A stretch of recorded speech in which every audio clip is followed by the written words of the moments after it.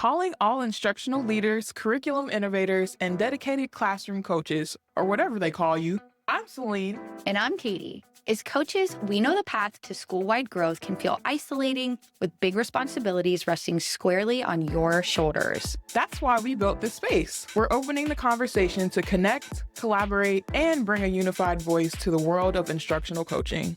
Elevate your practice with strategies that work. And finally, feel like you have a whole collective cheering you on. So let's dive into this conversation. Welcome back to the EDU Coach Collective podcast, the place where we ditch the dusty handbooks and dive deep into new and innovative ways to approach coaching for every instructional coach out there. We're here to spark ideas, share strategies, and most importantly, empower you to empower the educators you serve today. So it is a truly special day because we have a special guest who embodies innovation and impact in education. Please join me in welcoming Dr. Kaylah Holland. Welcome. Hi, everyone. Yes, Dr. Holland is a powerhouse with a doctorate of education in instructional design and technology, and her passion is infectious. It's all about empowering educators through next level professional development and innovative lesson design. She's a Google certified innovator, trainer, and coach, and college professor, and an ISTE community leader. You may know her as an ISTE, is it ISTE 20 to watch? Yeah. Award winner, ISTE 20 to watch. a top ed tech K-12 influencer, or from her 2024 book, Putting Out Fires, a framework for solving problems in your classroom or school. And not only is Kaylah the director of national practice and innovation for Break Free Education that advocates for students in juvenile justice facilities, but she also is the founder of the global nonprofit Go Teach, Be Love. So today, Dr. Holland is here to share her experience and expertise on designing effective PD. Sorry, that was a mouthful, so I'm over here. It was, I know. When you read it all out like that, it's just, it's too much to read it all out like that. It makes me feel like, people have just all the badges. Like, I'm just one of those people who wants all the badges and all the things. That's basically what that is. Yes, but that's such a beautiful resume.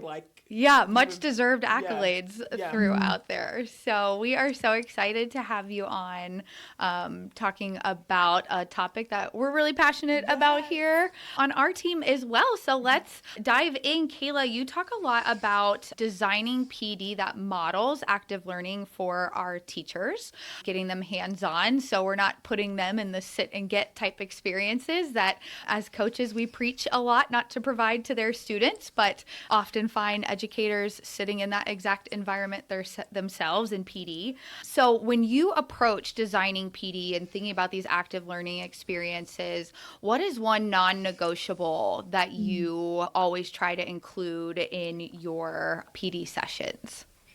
Yeah, that's a great question. For me, I think there has to be some type of deliverable or hands-on activity, if you will. That can be digital, but it could also be building something with your hands. And I think when you think of a workshop as an experience and you use that term, active learning experiences, for me, it changes how I engage with it as a facilitator of content.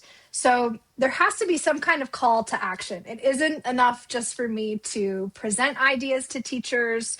I really want them to leave my workshops with some form of a next step already created so that change really can happen. Because, how many times I know I have been in a lot of sessions where I've left thinking, okay, that might have been great, but what now? Like, where do I go now? And so I really am passionate about creating experiences for teachers that help them already take that next step. So they're not leaving with that what now question. They're leaving with that, okay, now I can, whatever the step is. So there has to be some kind of hands-on something in the space. That's my non-negotiable. I love that.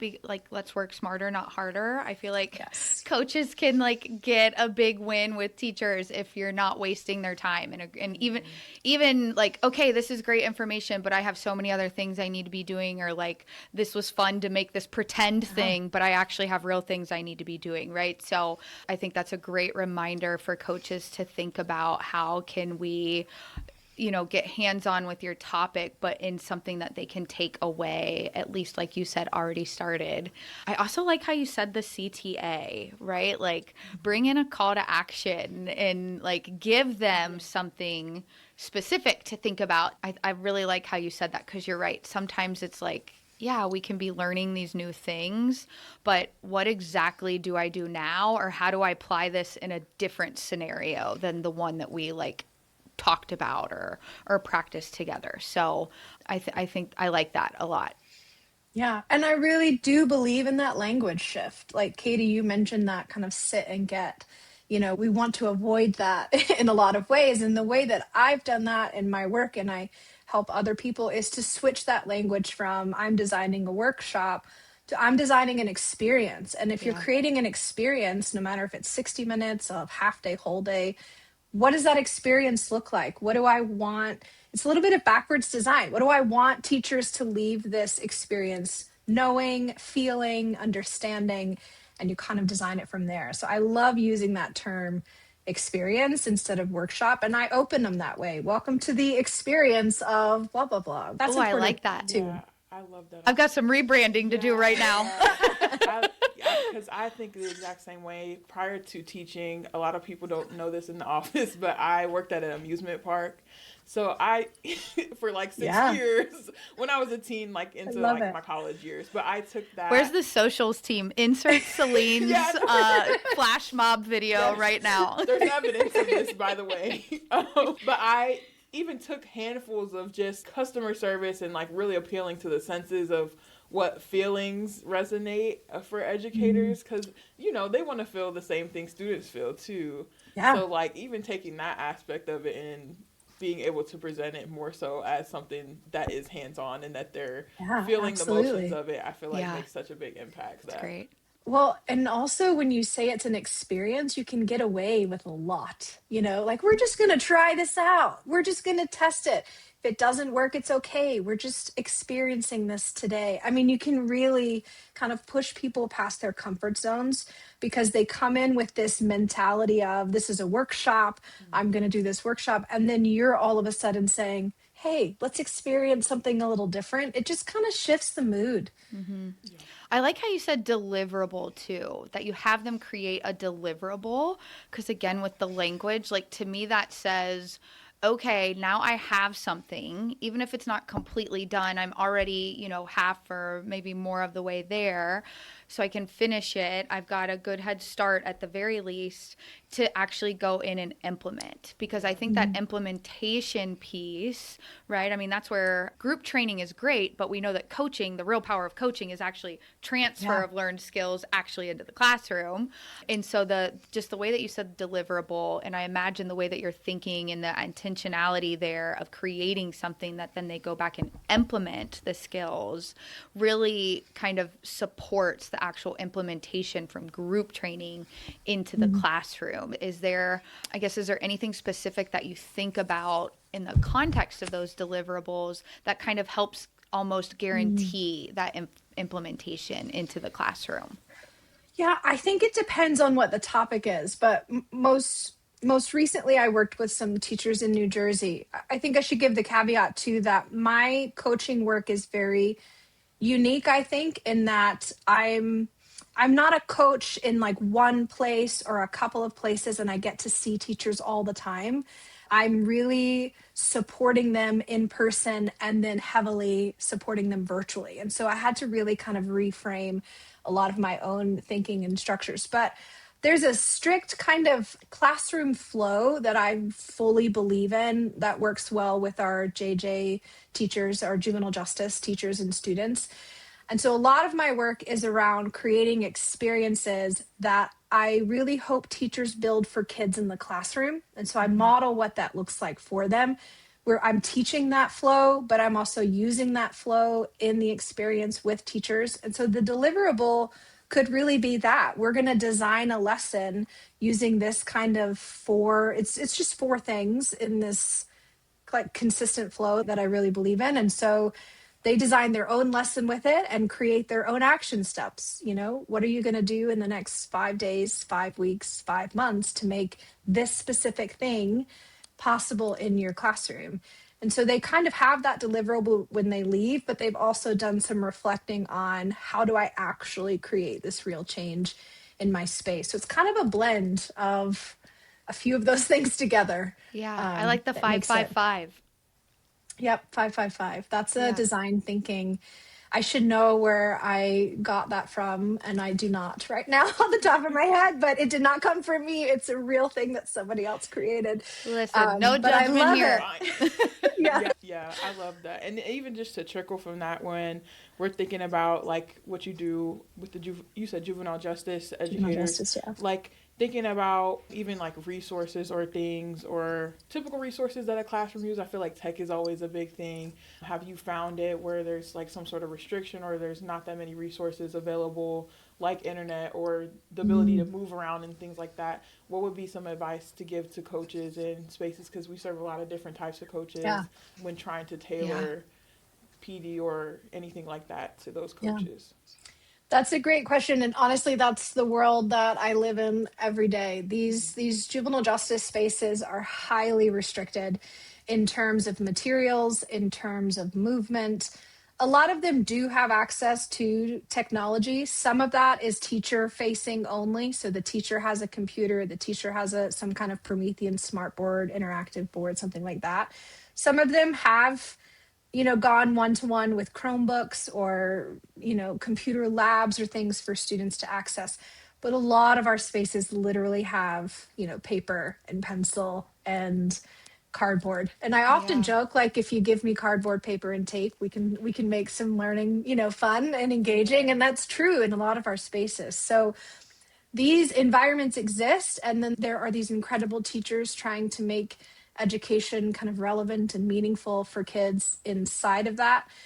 And so that's the world I live in. It's constantly this idea of how do you problem solve, creatively? How do you really come into a Yeah. space and say, okay, what is possible? What do you have access to? And let's go from there. But I find that in my world, engagement doesn't have to be this big, showy, tech enhanced thing. At the bottom line of engagement, we want students to feel seen and heard. We want them to feel like they belong in the classroom. We want to move them forward at least one step in whatever that looks like for their academics.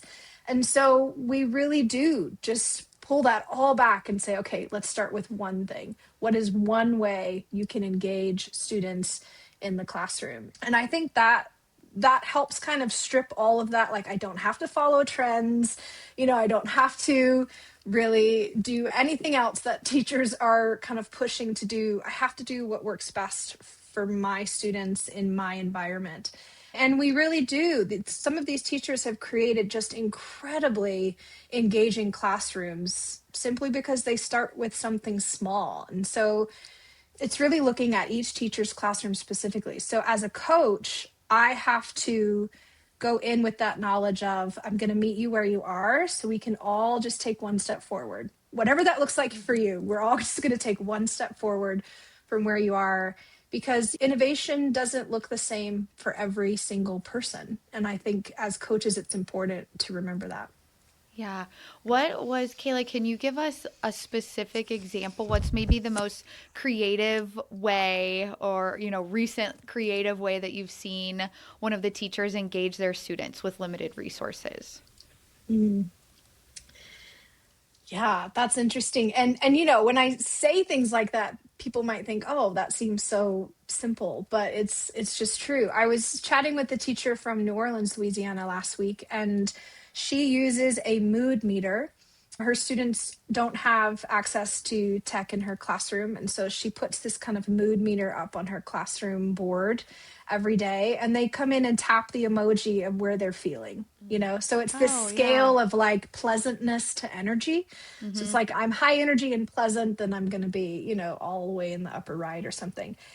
That helps her build relationships with kids in a way, Yeah. because she starts every classroom with like, how are you today? Mm-hmm. What did anything happen on the unit last night? And they're bringing all of that in, to the classroom. And it's just so simple. They just tap it on the board, and she's kind of watching as they come in. And then she can privately check in with kids once they're settled to say, hey, I saw you checked in the red angry face. just, how are things going? And that just simple shift in we start class like this every single day really builds this kind of consistent culture that kids know what to expect. They know when they come into her classroom, they're going to tap that mood meter and she's going to check in on them. And so there's that relationship kind of authentic building going on there too. And you said simple, seems so simple, and simple in implementation, yes, but like impact and intention, not simple at all. Right. Because these kids start every day with her feeling seen as a human being first, Right. whereas I'm sure in a lot of situations, the population that she's serving probably hasn't been made to feel very human. So that is awesome. And what a great strategy, right? It just shifts the whole energy of the room from start. Yeah. It does. Yeah, It does. and she can adapt her plan accordingly if something, did happen and everybody's feeling it. So, okay, I also am just so curious because this is such a unique avenue for your career. I also would love to hear, without like trying to get too personal, but anything that you're willing to share about like what led you to working with educators in juvenile justice systems. Yeah, I call it an accidental journey, honestly, because I'm 15 plus years, I think, into education as a career. And if you had asked me at the beginning, like, what would you be doing in 15 years? It definitely isn't this. And so I call it an accidental journey, but I was a tech coach in traditional schools for a long time. I don't know, probably I'd say 8 or 9 years of my kind of educational journey. And that overlapped with some work I did in Haiti. And then in 2019, I left traditional education and moved to Haiti full time.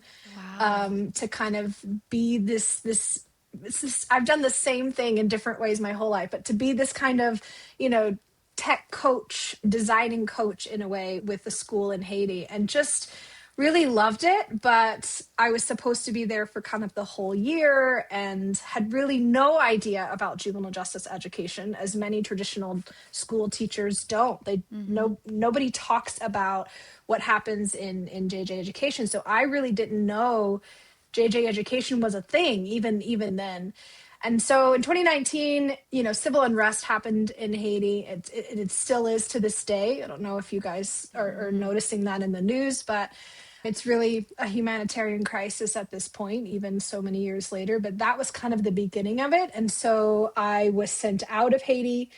And then I went back in early 2020, and then the pandemic hit. It was just one thing after another. Yeah. And so in early 2020, when I came back from Haiti, it was this, I need a job, and what am I going to do? And I really, through a friend, stumbled upon Break Free Education. And because of my work in Haiti and past tech coach, I got a job with them, having never been in a facility before. And that's really unique. They normally don't hire people without JJ experience. And I've worked with them now since then, so 5, almost 6 years. And I really love it. It's very, I'm well suited to it because I love the teachers. I love the work. It's coaching in its finest form. I really believe that. And designing experiences for kids in these often really challenging spaces. I've compared my work now in JJ education to my work in Haiti a lot, and they're very similar for vastly different reasons, but highly restricted, lack of materials, no tech, like both, we kind of did the same level of problem solving in both places. So I call it an accidental journey, but that's it. I really just kind of fell into it, to be honest. But it's called the best kept secret in education is really juvenile justice education. A lot of my teachers say that because they love their jobs, and they don't have 150 kids. They often have, 40 kids, and they get to really know them well. And then, they're a highly transient population. So kids are coming in and out, but you have 8 to 10 kids per class, and there's a lot of work, and they do amazing things, but they do feel like they really get to know kids on a much deeper level than you would in a traditional school. Yeah. So a lot of teachers say it's the best kept secret in education. Oh, well, thanks for sharing the journey too. I had never heard that side of how you got there, but the only thing that I know about juvenile justice education has come from you. Like we said before we started recording, our paths have crossed a little bit in different circles over the years. So it is fascinating for sure. Yeah. Sorry, I totally deviated from Please. my question. It's fine. I feel like this kind of jumps into my personal closing question, especially the emotional component to it. Like, I can imagine, like, there's just a lot of emotion, like, across the board. I'm curious to know, like, as a coach, like, are there any coaching techniques or practices that you implemented, not only to just kind of, like, help yourself through some of it, because I know there's a lot of instances where it's just high stakes situation and conversation. Just as a coach, were things that you had to learn along the way to kind of upkeep yourself, but also the coaches or teachers you're working with that trickle down to the students and so on? Yeah, I think there's a couple of things. And I do think a part of you becomes a bit desensitized to the actual kind of like high stress emotions of it. I think, me personally, I'm a bit removed from that than like a teacher in the setting every day. But for me, it's all about consistency and creating that follow through. Even as a coach in a non-traditional setting, coaching to me is about building relationships and consistently following through with what a teacher's asking you to do. And I think in our classrooms, my teachers, the JJ teachers, it's about the same thing. We need to create consistency and follow through, because if you tell a student you're going to do something, the fastest way to lose their trust is to not do what you've told them. That's how we get, especially our kids in JJ, to the next level. We build a relationship with them. We foster some trust. We have to earn that quickly, because we often, kids are in and out 3 to 6 months maybe, or some a couple of weeks. It just depends on their charge. So it's about creating consistency. I did this when I do this now in a different way, but when I was in a traditional school as an administrator, more of an ed tech kind of coach role, I remember telling someone one day, I was like, I cannot go to the bathroom without 5 people stopping me. It's just like those immediate, as a coach, like everybody needs you. They see you pass by the classroom and they pop out and they tell you all these things. And I didn't want them to feel like I wasn't prioritizing them. But in that moment, I might be going to a different classroom, or, there's a million things kind of happening at once. And so I started literally carrying around a notebook, and then it became my phone kind of taking notes. But in a JJ facility, I'm back to my notebook because I can't bring tech in. And I would literally pause them and say, so Katie, you stop me and say, oh, Kayla, can you help me? I would say, yes, absolutely. Let me write this down so that I can add it to my list, and then we'll handle it. Just give me a minute. And I'd write down exactly what they said in that moment. And it sounds so silly. I mean, none of this is like earth-shattering advice, but it works, because then when I got back to my office and I had a minute, I could start going through the list of people who had stopped me in the last hour or that day. And because I did that, it helped teachers feel like I'm prioritizing them. And that's exactly what I want. I want to prioritize you and your needs. I want to follow through with what I've told you I'm going to do, but I'm only human. And I might forget, So I do that even in my work today. It's a little bit different. I've got a notebook and I follow through with emails and sometimes on-site visits and things like that. But if you really want to build a relationship with people so that you've earned their trust, you have to be consistent as a coach, and you really have to prioritize their needs and follow through with what you say you're going to do. To me, it's kind of like that kind of, I know we started like talking about emotional kind of high stress, but if you just consistently meet teachers' needs, it's almost like you just become this like, oh, Kayla's got it. I know she's going to do it. Right. And that's true. I created that for myself because I wanted people to be able to rely on me in a way that made them better in their classroom. I think that's the best thing I've learned from being a coach, is just really prioritizing other people's needs and just following through with them. Yeah. You said you're a bit removed from the immediate like emotional, whereas the teachers are very much not.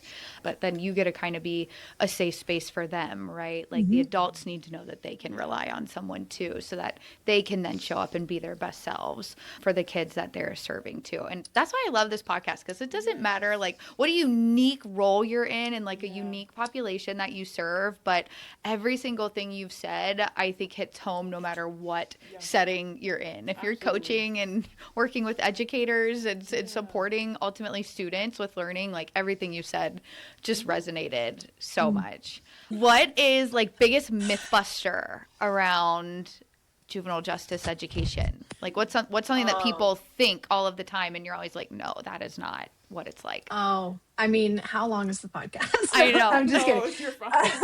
No, I'll give you, honestly, there are a lot of misconceptions around JJ education, students within them, what it looks like. But I'll give you two specifically. For teachers, people think that JJ education is just kind of a wash, right? Like, why even bother? And it's not. There are real, what you would consider real schools functioning inside of a lot of these really locked down spaces. Kids go to English and then math and then science. And, there's an actual functioning school that looks very similar to the traditional public or private school you show up to every day. It looks different because the kids are wearing different clothes. Sometimes it's this matching sweatsuit. Sometimes it's the jumpsuit you'd see on, movies and things. And they're coming kind of from the living pod that they are housed in. But once they get to school, it's school. Kids hate math and they're in math and they grumble about hating math. I mean, that's one of the biggest misconceptions school focused is that people think real school doesn't happen, and it really does. And now I'm not saying this is everywhere. I don't want to paint a nicer picture than we have in reality, but a lot of these places really work hard to have a functioning school. Yeah. And then for students, a lot of people think that students in this predicament are all murderers or deserve to be there. And I think that's one of the biggest misconceptions. Somebody said that to me once, why would I educate murderers? And I've never forgotten it because that term is just so harsh. And in reality, when you look at the real data coming out of places like Sentencing Project or Prison Policy Initiative, there's a way higher majority of students in these places for nonviolent crimes.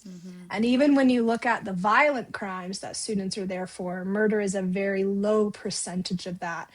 I don't think this is current data, but the last time I looked at the data, it was literally like 0.25% of students were being detained on a murder charge, essentially 0.25%. So you're telling me you don't want me to try to educate 99.75% of students because of that. And I think these kids come from all kinds of backgrounds. And if you and I had been put in their positions, we might be in the same place. We can't judge people based off their reactions or actions to things that we don't understand. Yeah. And I think these are kids. I've met them and had conversations with them and geeked out about virtual reality with them. I mean, they're just regular teenage kids. Yeah. And I think people forget that. That's a really great message. I can imagine you've probably heard a lot of ignorant comments over the years since you've been in this, but I think that's a powerful message to leave it off with. Yeah. Well, we are so happy that you were able to join us today. We always like to leave some space on, like, is there somewhere that you're going to be coming soon? Is there any, like, special project? Would love to hear about the Go Teach, Be Love. We are going to probably be airing this in, like, February time where love is in the air, so, okay. like, would love to see, like, where we can learn more about Kaylah Holland. Oh, wow. Go Teach, Be Love. It was a lot of the work that I did in Haiti. And so it was the same idea. We have to go. We have to be willing to go somewhere. We have to be in that place. And so then we have to teach, education.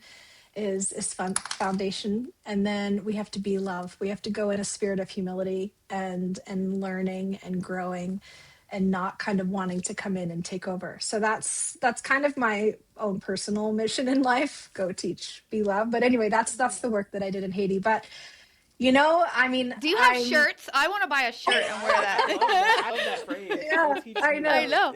I did. Yeah, I did have shirts at one time. Yeah, my whole family had them. You know how it is when you start a new thing. You're like, here, wear this, free advertising. Yeah.